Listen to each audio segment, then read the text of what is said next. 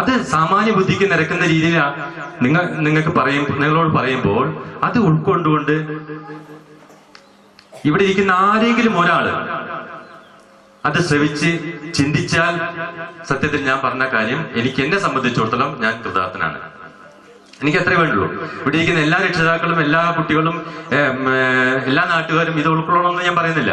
പക്ഷെ ആരുടെയെങ്കിലും ചിന്താ മണ്ഡലത്തിൽ ഞാൻ ഈ പറയുന്ന കാര്യത്തിന്റെ ഒരു ചലനം വന്നിട്ടുണ്ടെങ്കിൽ അതായിരിക്കും എന്റെ വിജയം എന്ന് ഞാൻ വിശ്വസിക്കുകയാണ്.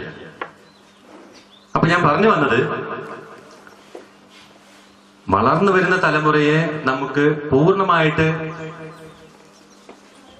വളർന്ന് പൊടി കുഞ്ഞുങ്ങളാണ്.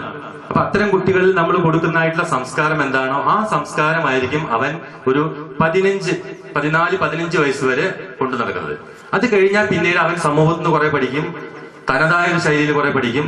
ഇതൊക്കെ ആവുന്ന സമയത്ത് പിന്നെ